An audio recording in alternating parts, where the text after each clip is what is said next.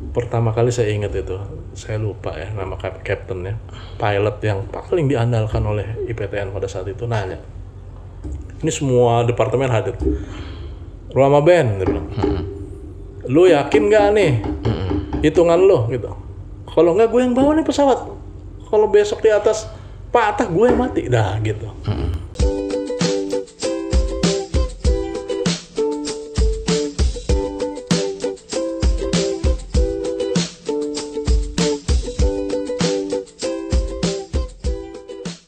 Halo guys, kembali lagi bersama gua Firdaus di Respublika Channel. Kali ini gua kedatangan tamu, seorang tokoh Tangerang Selatan, Bapak Insinyur Haji Ruhama Ben. Ya. Apa kabar Pak? Alhamdulillah Ruha. baik Mas Firdaus, alhamdulillah. Manggilnya Pak Ruha apa Pak Ben ya Pak? Paruh. Oh, Pak Ruha. Pak Ruhama. Pak Ruhama aja Pak. Pak Ben banyak sekali. Pak Ben banyak. Iya, sehat Pak. Alhamdulillah, sehat-sehat. Makasih Pak udah datang di Respublika Channel Pak. Sama-sama, alhamdulillah. Seneng udah diundang sini juga. Iya, saya mau diskusi nih Pak sama Bapak nih. Siap-siap. Ya. Sebelum ngobrol di sini saya juga ngeliat profil Bapak. Ternyata Bapak seorang luar biasa juga Pak ya. Biasa di luar. Iya, benar-benar Bapak apa namanya? Lulusan Belanda Pak ya? Lama di Belanda segala macam Pak ya. Alhamdulillah ya. Spesifikasi Bapak apa sih Pak? Jadi waktu itu saya dapat beasiswa dari PT IPTN ya, zaman Pak Habibie dulu. Jadi di situ kita dipilih untuk masuk ke sekolah teknik penerbangan. Jadi teknik penerbangan, spesifikasinya saya aerospace engineering, khususnya aerodynamics. Jadi yang membuat bentuk luar pesawat tuh. Yang paling susah tuh. Wih, itu Hebat juga Pak. hitungannya berat itu. Matematiknya yang agak banyak ya. Jadi Bapak bikin pesawat gitu Pak? Jadi memang tupoksi di kita itu kalau aerodynamics, saya aerodynamics configuration ya, pernah di PT DI, PT IPTN. Itu lebih kepada membuat bentuk luar pesawat. Jadi mulai dari sketch ya, jadi bentuk luarnya seperti apa, dan itu baru dihitung. Dihitung kira-kira performance-nya, performance pesawat ini kalau desain kayak gitu bagaimana gitu. Kalau udah oke, bagus performance-nya ya, biasanya dihitung dari gaya tahannya sama gaya angkat ya. Jadi gaya tahannya kecil sehingga dia bisa efisien ya. Nah baru dibicarakan dengan disiplin yang lain, departemen yang lain. Apa aja tuh Pak? Ya kalau dari desain konsepnya dari kita sudah oke ya, maka yang pertama adalah barang itu dihitung dulu secara structure engineering ya. Structure engineering, setelah itu juga dihitung flight controlnya ya, bagaimana pengendalian pesawat tersebut ya. Terus yang paling penting adalah juga bisa diproduksi apa enggak. Jadi kalau dia bentuknya canggih, aerodinamis bener gitu ya. Iya. Itu kan kadang-kadang susah dibuat. Karena lekukannya 3 dimensi dan seterusnya sulit ya. Maka bisa jadi kembali lagi tuh ke desain awal. Bisa nggak ini dimodifikasi ya, dan seterusnya. Jadi kita kerjaannya itu, jadi terus beriterasi dengan semua departemen ya, bidang. Dan ini emang sangat kompleks ya. Jadi, pesawat itu kan banyak banget ininya ya, bidangnya, bagiannya, dan semua harus di-manage dengan baik ya, sehingga menghasilkan desain yang memenuhi seluruh kriteria yang optimal ya, sehingga ujungnya dia pesawat itu bisa mengangkut penumpang banyak, biayanya murah, gitu kan, tapi dari sisi komfortnya bagus, dapat ya, ergonomisnya bagus, kepenuhi, dan juga mudah dikendalikan ya, dan safe gitu. Aman yang paling penting. Aman. Nah, ujungnya kan aman kan. Iya. Jadi bisa cepat, kenceng, nyaman ya, tapi nggak aman ya repot juga gitu. Nah ini yang paling sulit itu. Pesawat itu semuanya harus dikompromikan ya.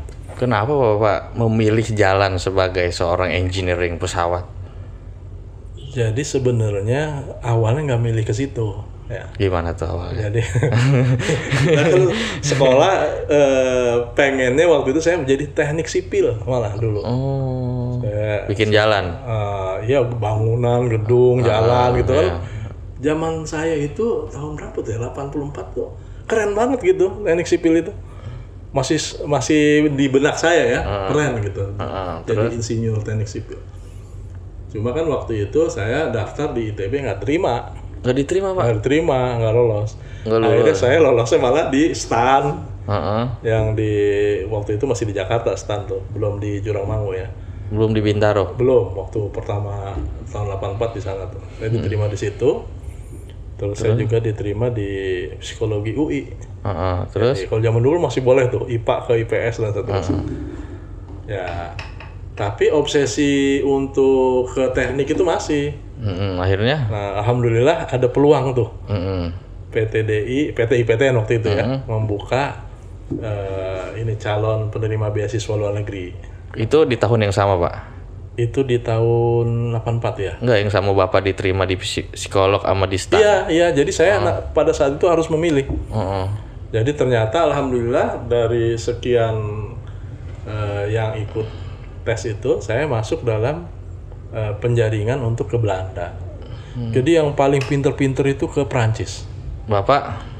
Yang kedua, pinternya kedua gitu ya, Jerman. Nah, yang paling biasa-biasa aja Belanda. Berarti Bapak merasa masuk kategori biasa-biasa aja? Biasa-biasa banget, karena yang biasanya lulus itu anak-anak tingkat 1, tingkat 2 di ITB, UI, atau ITS yang ikut tes ya. Saya kan lulus SMA waktu itu. Jadi yang lulus SMA itu nggak banyak yang diterima. Dan saya alhamdulillah ya berarti gitu. Bapak belum masuk STAN kan? Sempet, akhirnya saya kuliah 1 bulan lah di STAN. 1 bulan di STAN. 1 bulan STAN, terus di UI juga udah mulai perkuliahan. Nah makanya waktu saya keluar dari STAN itu rada susah tuh. Karena kan itu ikatan dinas ya sebenarnya. Terus? Jadi cuma karena saya punya saudara di dalam ya, yang di senat atau apa waktu itu namanya, ya, masih bisa lah dibantu ya, sehingga saya bisa ngambil lagi tuh ijazah. Kalau enggak rada berat karena masih baru sebulan kali ya, jadi lebih mudah. Jadi gitu, akhirnya saya pilih ke Belanda gitu. Kan enak Pak di STAN Pak, jadi pegawai kementerian, ikatan dinas, ketimbang waktu itu di Belanda, bukan ikatan dinas kan? Ikatan dinas, semuanya. Enggak, di Belanda itu ikatan dinas. Ikatan dinas juga. Jadi, cuman di IPDN. IPTN, ikatan dinasnya situ Pak ya.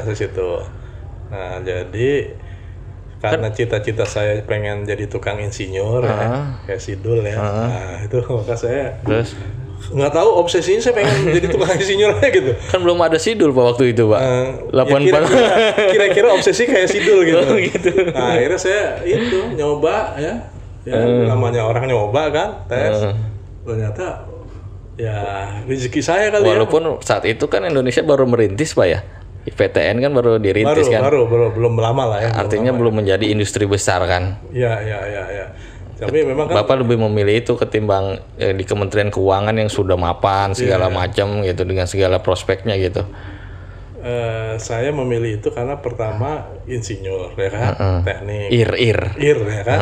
Yang kedua keluar negeri. Kan seru kan? Punya pengalaman. Emang belum pernah keluar negeri waktu itu Pak? Lupa saya. Belum. Jadi pertama kali emang saya keluar negeri itu. Pertama kali juga naik pesawat? Naik pesawat juga kayaknya pertama kali tuh. Waktu itu orang kampung lah. Rebutan tempat duduk nggak Pak? Enggak. Ya, tapi udah well educated lah ya. Takutnya terus selama di Belanda gimana Pak? Bisa diceritain Pak? Jadi waktu nyampe sana itu kan kita 13 orang kalau nggak salah ya, angkatan saya itu. Nah, sampai sana itu di pas musim salju Januari ya. Esto baru ada Esto. Saya benar-benar aneh lah tuh negara kan. Negara tuh nggak ada bukit, nggak ada apa gitu, lurus aja naik kereta tuh kayak ngebosenin banget ya untuk negara tuh. Nggak ada apa-apa nih, ngapain kita di sini ya? Terus udah sampai apartemen, dianterin nih kamarnya segala macam. Besok kita, terus langsung taruh barang, ke ini ke Mensa namanya. Mensa itu apa namanya kantinnya mahasiswa ya. Makan sepuasnya kentang ya kan. Ya, semua saya juga bingung makan apa di situ kan. Berarti sempat ngalamin sakalter, Pak? Sempet tapi ya karena kita masih muda ya cepat juga adaptasi ya. Adaptasi. Bahasa Belanda waktu itu bisa, Pak? Jadi sebelum berangkat kan 4 bulan di kursusin ya di Erasmus High itu. Setelah itu di sana tambah lagi 2 bulan. Ya paling enggak udah bisa ngikutin lah. Kalau ngomong mah masih orang kadang-kadang bingung kan, intonasinya kadang-kadang yang nggak pas tuh. Jadi bahasa itu kan yang paling sulit itu pronunciation-nya ya. Jadi kadang-kadang kita kayaknya udah bener aja gitu, tapi orang lain belum tentu ngerti orang Belanda itu. Karena gayanya gaya orang Indonesia kan. Logat Indonesia, Pak ya. Logatnya itu. Itu Bapak berapa tahun di Belanda, Pak? Ya 85 sampai 94, 9 tahun. 9 tahun. 9 tahun. Lama juga, Pak. Ya lumayan. Itu kuliah S1? S1, S2 gabung. Oh, langsung S2 Kalau di berarti. sana kan nggak ada S1, S2. Jadi adanya apa ya, Pak? Jadi ya dia bachelor terus lihat apa? Nilai ininya ijazahnya. Bahasa Inggrisnya Master of Aerospace Engineering. Oh, ini S2 berarti gitu. Oh. Cuma di sini kan tetap harus melalui ini ya. Tes lagi. Dikti apa sih? Penyesuaian atau apa gitu ya. Jadi gitu. Jadi memang di sana itu lama-lama sekolahnya. Rata-rata lama karena kalau Delft itu termasuk sekolah yang sangat ini ya, sangat keren lah gitu. Susah masuk situ. Susah. Berarti orang-orang pilihan, Pak ya. Bahkan kalau di dunia teknik penerbangan itu termasuk yang sangat disegani gitu. Di dunia. Delft itu. Delft itu. Jadi memang yang luar situ ya udah teruji lah sebenarnya. Walaupun Belanda kan terkenalnya kampus hukumnya, Pak ya. Ya, Belanda kalau kita kan hukum ya. Belanda tuh di Leiden segala macam sama damnya sipilnya Pak memang kan Belanda. Jadi yang mendirikan ITB itu sebenarnya kampus saya itu. TH Delft dulu namanya ya. Nah itu jadi saya nggak masuk ITB, masuk yang mendirikan ITB. Memang Allah punya rencana lain ya. Jadi kita nggak pernah kecil hati memang. Gitu. Kita berjuangnya terus ya. Berjuang terus aja. Terus 94 Bapak balik ke IPTN. Jadi sempat dulu kan magang dulu di Fokker ya, setahun ya. Kita tahu perusahaan penerbangan di luar negeri ya kayak di Belanda itu sederhana banget itu. Sederhana. Kantornya itu sederhana ya. Jadi artinya dia pakai mungkin nggak mewah lah gitu, nggak mewah. Pas pulang ke Indonesia ke IPTN, wah gedungnya temboknya aja marmer nih kali gitu. Jadi beda gitu. Kalau di sana tuh sangat efisien ya. Efisien jadi yang penting hasil gitu. Jadi tempat nggak perlu tanda kutip ya, nggak perlu mewah, nggak perlu keren-keren banget ya. Mungkin ini board biasa lah apa. Ya biasa lah ruangannya tuh. Saya nggak nyangka juga ya. Tapi ternyata produktif gitu. Berapa tahun tuh Pak abis dari Belanda 94 di IPTN, berapa tahun tuh Pak dinas di IPTN? IPTN saya sempet sampai tahun 2000. 6 jadi tahun. Dari 94 sampai 2006 tahun. Nah, saya kan ikatan dinas sebenarnya. Iya. Pegawai negeri berarti Bapak? Bukan pegawai BUMN. Pegawai BUMN. Jadi waktu itu saya tahun 94 saya dapat tugas cukup bagus dari bos saya. Bos saya itu orangnya anak ITB ya, Pak Durmanto. Sekarang masih ada juga Pak Durmanto itu. Dia open minded ya. Jadi kerja yang penting lu kelar kerjaan gitu. Hasil yang penting. Hasil ya. Saya sempat jadi ketua PK waktu itu, zaman dulu belum PKS ya. Saya kan pimpro ya beberapa pekerjaan gitu ya. Sampai saya ke Yugoslavia ya. Ngapain Pak? Perusahaan propeller N250 waktu itu ya. Jadi diuji di sana kan, saya sebulan hampir di sana itu untuk mengukur bagaimana tenaga propeller itu ya, gaya-gayanya gitu. Dan jago-jago orang itu Yugoslavia itu. Jadi di sana. Terus saya sempat juga yang paling menarik pekerjaan di IPTN itu waktu saya ditantang oleh bos saya gitu. Ram, ini ada pesawat pesanan dari Thailand. Iya. Thailand itu pesawat militer.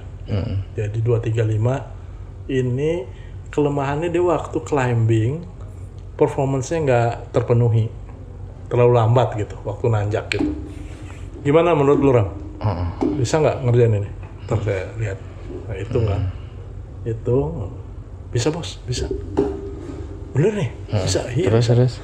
Cuma karena saya kepala rambut hitam ya, jadi orang tuh kayak percaya nggak percaya gitu sama kemampuan anak negeri gitu ya. Dan akhirnya saya tiba-tiba diundang makan sama bos saya kan. Pas lagi makan gitu di restoran Jepang itu sudah ada profesor dari Jerman. Terus Udah tua gitu kan, jagoan, saya tahu nih jagoan. Diceritain sama bos saya sambil makan, ini Rama ini lagi ngerjakan ini, kira-kira begini nih, yang dia kerjain bener nggak sih gitu. Ngetes lah. Ngetes gitu. Terus Oh nggak begitu kata dia gitu kan. Langsung ciut juga kita kan. Salah dikerjain. Terus saya jelasin begini maksudnya Prof gini. Oh ya kalau itu benar. Alhamdulillah. Mantap udah. keringat dingin sempat. Udah selesai. Udah mantap, saya makin mantap tuh kan. Akhirnya udah pulang. Nggak lama kemudian tuh atasannya bos itu lagi lebih tinggi lagi posisinya. Ngundang makan lagi. Jadi belum percaya juga nih kayaknya, baru satu nih kan. Temu lagi Itu profesor dari mana itu? Itu yang pertama Jerman. Yang kedua? Yang kedua dari Belanda. Waduh. Profesor Slov itu saya kenal. Profesor Slov itu dosen saya kan. Kaget juga Dia nggak kenal saya kenal dia kan. Terus saya jelasin, ya saya pakai ilmunya dia kan. Oh dia mau udah langsung ngangguk aja. Ya benar itu. Terus akhirnya gimana tuh? Akhirnya oke. Jalan saya presentasi di mana, di internal sana ya.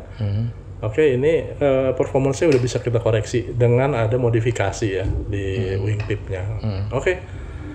Udah setelah itu dia itu kan baru di komputer kan saya ngitung baru sketch. Harus di ini Ram, harus dites di wind tunnel sini nih di Puspitek. Oke, dibuat berapa desain, dites itu. Saya kasih waktu sebulan kan. Anggaran kalau nggak salah 1,5 miliar loh. Zaman itu gede tuh. 99 berapa itu Pak? Tahun 96, 97 kali ya, lupa saya. Ya, pas waktu itu tes di sini kan hasilnya bagus juga gitu. Tapi sebelum tes saya kan didampingi oleh orang Boeing. Udah sepuh, udah tua, Mister apa lupa, Mike atau apa ya, Mike Kearney. Saya bilang gini, Mike, saya khawatir ini kan uang gede nih project. Kalau saya salah hitung gimana? Saya bilang gitu. Kan kerugian nih perusahaannya. Dia bilang gini, Mr. Rama, kamu sangat beruntung di sini. Di Boeing itu perusahaan segede gitu, nggak mungkin orang mengerjakan dari scratch, ikut lagi Pimpro di tes gitu. Kalau kamu ngikutin dari nol, desain kamu, hitung, lalu dites, nanti di pesawat juga kamu ikut terus, ilmunya kamu satu, lengkap gitu. Kalaupun ada kesalahan, ya, asal kamu bisa menjelaskan ya kenapa itu salah, ya, itu menjadi kontribusi bagi dunia juga gitu. Dunia dirgantara lah. Dunia dirgantara, karena kita jadi tahu, oh ternyata salahnya di sini. Besok jangan ulangin lagi ya gitu. Gitu, saya mulai lega aja gitu, alhamdulillah. Ini orang wise banget gitu ya. Jadi orang makin tinggi ilmunya, makin banyak pengalamannya, makin lebih bijak ya. Jadi dia ngelihat Terus hasilnya gimana Pak? Hasilnya lolos lah gitu. Akhirnya dirapatin di PTDI waktu itu, PTN waktu itu, semua departemen. Karena ini barang mau diproduksi, mau ditempelin di pesawat beneran gitu. Pertama kali saya ingat itu, saya lupa ya nama kaptennya, pilot yang paling diandalkan oleh IPTN pada saat itu nanya, ini semua departemen hadir, Rama Ben, dia bilang, lu yakin nggak nih hitungan lo gitu? Kalau nggak gue yang bawa nih pesawat, kalau besok di atas patah gue yang mati, dah gitu. Dok lagi kan, waduh saya bilang, luar biasa nih, saya harus jawab kan, hitungan saya ya. Nggak masalah gitu, karena gaya yang akan berubah sangat sedikit, momennya juga nggak terlalu besar, jadi insya Allah aman. Diaminin oleh bidang structure engineering waktu itu. Udah ini diproduksi, dipasang di sayap, lalu dicoba tuh di tower ya, saya di tower itu ngeliatin pesawatnya kan jalan. Itu yang saya buat di gambar kecil begini aslinya segede rumah gitu. Ini wingtipnya tuh. Terus? Dia dites, ya akhirnya dia terbang pelan. Nah, terus baru pas sudah naik itu dia bilang, gimana? Di monitor tuh, bagus ya. Enak. Coba climbing. So, enteng, bagus ya. Rolling, wah udah tepuk tangan semua tuh. Itu sih momentum paling memuaskan saya dalam bekerja. Masih dipakai sekarang Pak itu? Saya nggak tahu sekarang nih, saya nggak ngikutin lagi perkembangannya. Tapi pada zaman itu menjadi solusi ya untuk pesanan dari militer Thailand kalau nggak salah ya. Nah itu yang saya puas ya, karena saya ngikutin dari nol sampai diproduksi ya. Banyak juga orang desain tuh nggak nyampe produksi, ternyata salah. Jadi saya itu masterpiece Bapak lah di dunia. Ya, kepuasan saya lah itu yang. Tapi bisa disebut masterpiece Bapak nggak itu karya itu? Ya biasa aja kali untuk orang kali ya. Tapi saya itu kepuasan saya dalam bekerja ya. Jadi saya diberi kesempatan oleh bos saya ini sangat luar biasa ya. Sampai selesai kayak begitu ya. Saya terus yang mimpin ininya, bagian aeronya ya. Ya ini yang bahan memotivasi anak-anak saya lah paling nggak gitu. Bapak berarti kan sekarang udah nggak di Dirgantara lagi kan? Ya itu masalahnya. Keluar tahun berapa? Jadi waktu tahun 2000 ya itu kan ada ini perkembangan letter of intent IMF ya, bahwa industri strategis PTDI ini IPTN waktu itu tidak boleh dapat subsidi pemerintah lagi lah. Jadi proyek-proyeknya itu untuk pengembangan kayaknya nggak ada. Sementara kan bidang saya itu adalah pengembangan gitu. Saya kan harus membuat desain baru, dan kalau nggak ada pengembangan ya buat apa saya di situ gitu. Maka waktu itu saya melamar ke beberapa perusahaan ya. Salah satunya ini industri airport. Jadi membuat airport se-Indonesia. Waktu itu orang alumni IPTN juga, dia di situ dia keluar, dia ngasih tahu saya ada lowongan di sini nih, project manager gitu. Saya ngelamar situ ya. Diterima saya, jadi alhamdulillah dari sekian ratus itu saya diterima satu orang di situ kan dengan orang Jerman, jadi perusahaan Jerman. Jadi ada 3 Jerman, 3 Indonesia di situ. Jadi dia ngerjakan proyek pembangunan di Honeywell Airport System ya. Jadi situ saya masuk situ, tapi saya izin ke bos saya di PTDI, ini gimana saya nih, saya kan beasiswa ya. Ya udah, karena di sini nggak ada, saya di sini datang baca koran doang gitu, kerjaan desain nggak ada kan. Ya udah kamu mengembangkan diri aja di luar, nanti pas kita butuh kita panggil lagi gitu. Tapi statusnya saya waktu itu ada kewajiban memberikan dari gaji saya sebagian untuk masuk ke IPTN gitu. Oh ya. Untuk itu win-win solution lah, artinya daripada kita tanda kutip nganggur ya di perusahaan, nggak ada desain, nggak ada apa, mendingan kita mengembangkan di luar, tapi pada saat perusahaan membutuhkan bisa dipanggil lagi gitu. Oh iya. Tapi sementara itu ya kita ada kewajiban ya walaupun nggak besar ya. Nah, begitu. Kemudian saya mau nanya juga nih Pak soal sekarang nih Bapak nih masuk terjun ke politik kan? Ya. Ceritain dong Pak, gimana Pak? Jadi kalau politik itu kan sebenarnya saya sudah mulai terlibat di Bandung ya, waktu di PTN itu. Saya diminta jadi ketua PK waktu itu ya, yang pertama kali PK kan, bukan PKS ya, PK di Cimahi ya, ketua DPC waktu itu. Cimahi itu kecamatan ya. Jadi saya ketua di situ. Kecamatan Cimahi Utara waktu itu. Oh bukan, tapi kabupaten Cimahi Pak ya? Kota. Oh, kota administratif kalau nggak salah ya. Kota Cimahi. Kota Cimahi kalau nggak salah. Kota Cimahi. Terus ininya kecamatannya, tapi saya kecamatannya Cimahi Utara kalau nggak salah ya. Nah, terus setelah itu tahun 2000 saya kan kesini, balik ke Ciputat, Tangsel ya, ke Ciputat ya, tempat lahir saya ya. Oh Bapak asli Tangsel Pak? Asli lah. Lahir di Tangsel gitu. Persisnya sih di tempat tidur ya lahirnya. Iya. Bisa aja Pak Ustadz. Tempat tidurnya ada di Tangsel, di Ciputat. Belum Tangsel waktu itu. Waktu itu belum Tangsel. Kabupaten Ciputat Tangerang. yang terkenal kan. Saya baru tahu Bapak orang asli Tangsel ya. Ciputat, SD-nya di Ciputat ya kan, Ciputat 1 ya. Yang dekat flyover tuh, dekat situ, dekat Masjid Al Jihad ya. Jadi saya memang ya mainnya di sekitar situ. Nah setelah kemana-mana balik lagi ke situ tahun 2000 ya.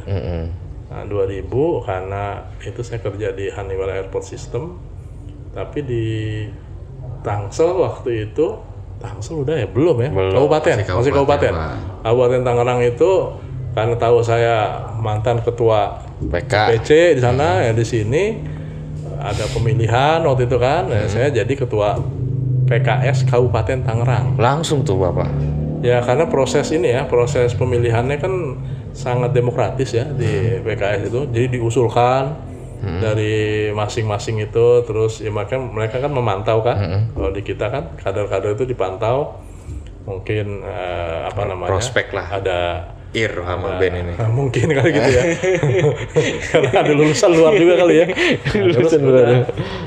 Jadi ketua PKS Kabupaten Tangerang. Terus habis itu ya karena pemekaran kan. Saya sebentar di ketua PKS Tangsel. Dan saya terpilih menjadi wakil ketua DPRD ya. Periode itu kan suara kita cukup besar ya di Tangsel, pertama kali itu 7 kursi ya. 7 kursi Pak ya. Dari 45 dulu. 45. Nah, dari 45. Jadi awalnya kan masih 45 dulu sebelum jadi 50 ya. Karena datanya mungkin nggak pas kali waktu itu ya KPU-nya. Jadi udah dari situlah saya mulai karir politik tuh situ, karena di DPRD kan. Kita mengusung di kabupaten, sebelumnya kan mengusung Jajuli Airin ya, lawan Pak Ismet ya. Nyaris menang waktu itu. Nyaris menang tuh. Kalau Pak Ismet nggak pakai nggak nurunin Rano Karno, menang kita kan. Kalau Rano Karno berhenti udah tuh. Kita naik terus tuh waktu itu, sempet ya. Cuman misalnya menang juga kan sejarahnya beda lagi. Sejarahnya ya. Jadi ya udahlah, itu udah given lah, itu menjadi pembelajaran. Jadi saya terlibat di pilkada itu ya. Terus setelah itu saya jadi pimpinan dewan. Pilkada pertama saya diminta maju juga ya kan. Tapi garis tangannya belum ada ya, sehingga nggak jadi ya. Periode kedua juga setelah saya nggak jadi dewan tuh, ya, suruh maju juga.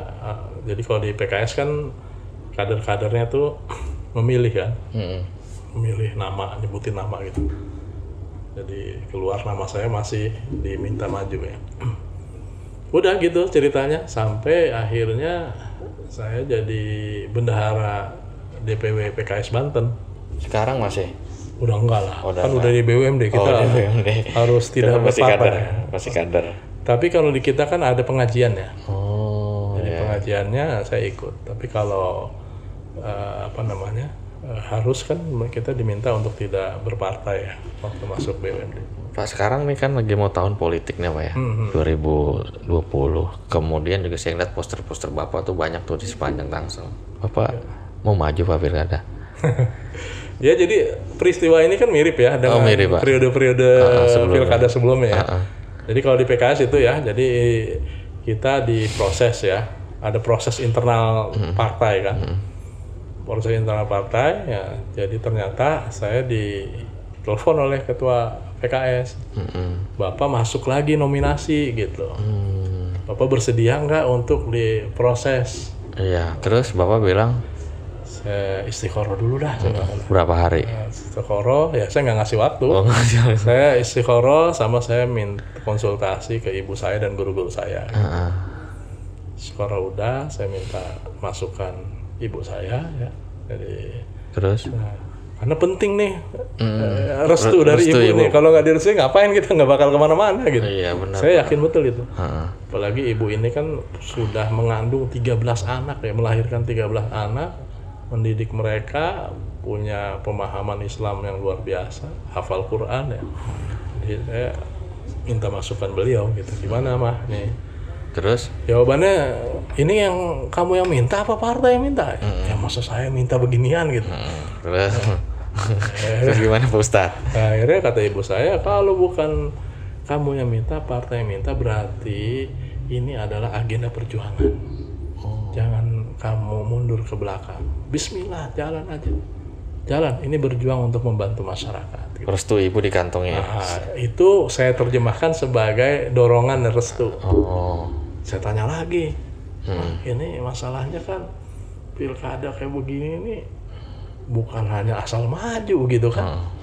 Perlu kapital uang banyak. Iya, kira-kira begitulah bahasanya. Terus kan harus melihat kantong gitu. Kantongnya pas dilihat gimana? Tebel. Ada tipis Wah, gitu kan. bisa.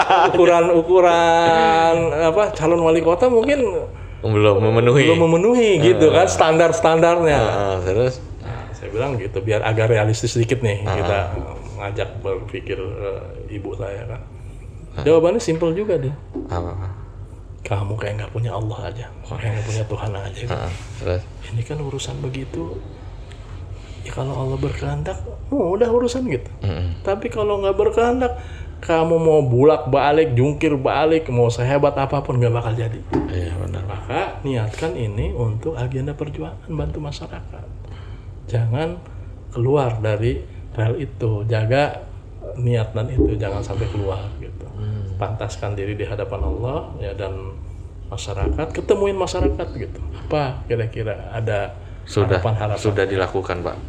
Sudah. Jadi Udah berapa bulan, Pak? Jadi sejak diminta oleh PKS Tangsel itu kan bulan September ya. Iya.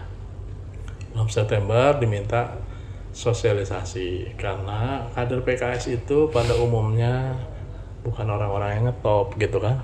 Orang yang nggak dikenal biasanya biasa-biasa aja gitu. Nah maka perlu ekstra keras untuk mengenalkan diri. Ya, saya bilang ya insya Allah saya jalan ya ketemu masyarakat, buat banner, spanduk ya biasalah standar kan. Kayak orang kayak mau mengenalkan diri ya. Nah terus udah gitu aja paling sampai karena itu masih berdua kan waktu itu Bu Siti Khadijah ya. Iya. Siko.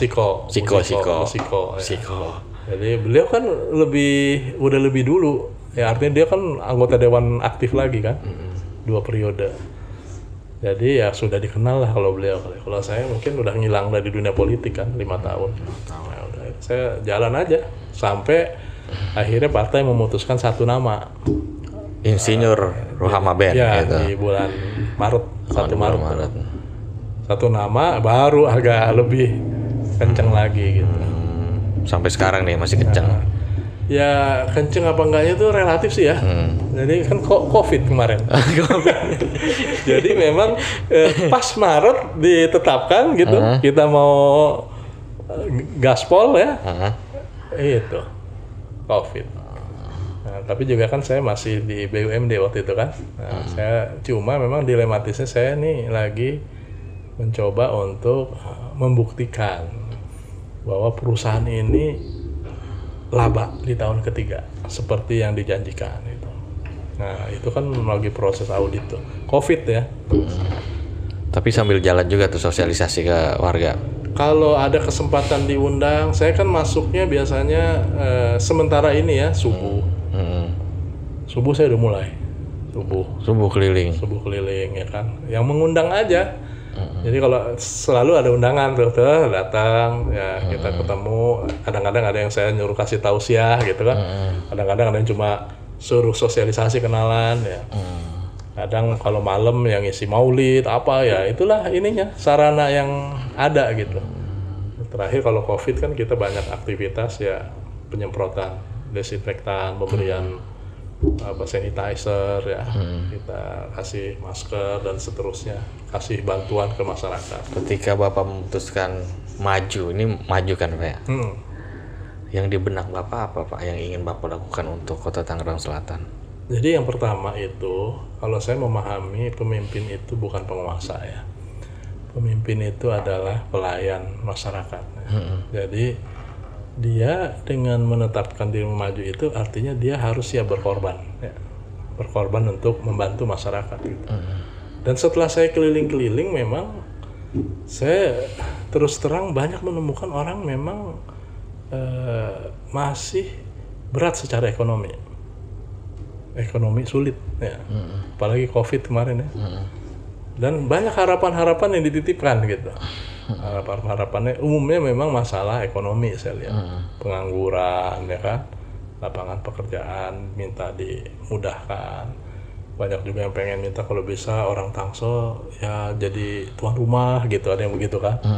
Ya kok banyak bukan orang Tangsel, itu banyak yang mengeluh seperti itu. Terus jadi kalau yang sophisticated permintaannya nggak terlalu banyak, kayak misalnya Pak kalau bisa jalan kita pakai solar panel semua, nggak, jarang ketemu yang begitu. Pak kalau bisa kita yang ekspektasinya yang tinggi nggak banyak saya temukan. Hal-hal dasar malah Pak ya. Masih mendasar ya. Dan saya juga ternyata kalau saya lewat BSD kan jalanan bagus-bagus tuh. Alam Sutra keren kan. Tapi di belakang-belakang itu ternyata jalannya kecil-kecil, susah masuk. Mobil kadang-kadang nggak bisa parkir. Kadang-kadang kita masuk suruh mundur lagi di Pondok Aren tuh pernah. Karena jalannya pas, nggak bisa muter. Nah itu mau digimanain Pak? Jalan pas, masa mau digusur? Nah ini memang artinya ini realitas kita, bahwa masyarakat kita tidak semuanya pada posisi nyaman, pada posisi sejahtera ya. Ini PR besar gitu. PR besar untuk membangun kesejahteraan di Tangsel gitu. Memang saya dulu sering cerewet ke pemerintah ya, kalau bisa data orang miskin ini by name by address, satu data aja gitu, jangan banyak-banyak gitu. Tapi waktu saya ketemu RT RW, cuman kan debatable juga Pak, apa namanya miskin itu kan, walaupun ada berapa klasifikasi miskin gitu, misalnya pendapatan sekian kategori, kan banyak kategori miskin, setengah miskin, hampir miskin, hampir miskin kan miskin juga. Tinggal didefinisikan, disepakati ya. Jadi itu yang harus disepakati bersama dengan DPRD, angka itu by name by address itu yang harusnya menjadi tolok ukur evaluasi kinerja layanan pemerintahan. Gitu. Nah saya melihat peran RT dan RW ini harus dimaksimalkan. Gitu. Tangsel ini nggak terlalu besar ya. RT RW mungkin kita akan berikan RW paling tidak aplikasi ya. Kalau saya berpikir gitu, kita aplikasi sekarang udah semua pakai beginian. Nah sehingga komunikasi pendataan semua lewat sini. Yang ngerti siapa pindah siapa datang tuh RT dan RW. 24 jam harus lapor ya kan. Yang ngerti siapa lahir siapa meninggal RT dan RW. Yang ngerti siapa yang nikah siapa yang cerai RT dan RW ngerti dia perkembangan itu gitu. Yang jomblo, yang yatim, yang janda dia tahu gitu. Maka data itu harusnya diupdate oleh aplikasi itu, melalui aplikasi oleh RT dan RW. Verifikasi ya, kalau kemiskinan ya bisa nanti menggunakan rumah ibadah, misalnya di situ ada masjid, DKM-nya kan dia setiap waktu tuh mendata orang miskin. Atau gereja ya silakan aja itu untuk ininya validasi dan seterusnya. Data itu yang diupload ya setiap bulan, bukan setahun sekali, setiap bulan. Ini hampir real time ini kan perkembangannya itu. Nah dari situ program pemerintah bisa dievaluasi berapa orang miskin yang dibantu, berapa UKM yang ada di situ, berapa bank sampah yang ada di situ, bahkan agenda musrenbang bisa melalui itu gitu. Jadi yang namanya jalan rusak di situ, got mampet di situ, yang gelap kurang lampu bisa diajukan. Oh iya siap. Sehingga terrekord semua tuh data. Mantap. Tinggal ngitung aja. Wah kita butuh 10 triliun ternyata untuk ini. Gimana caranya? Itu baru kita cari bisa didiskusikan.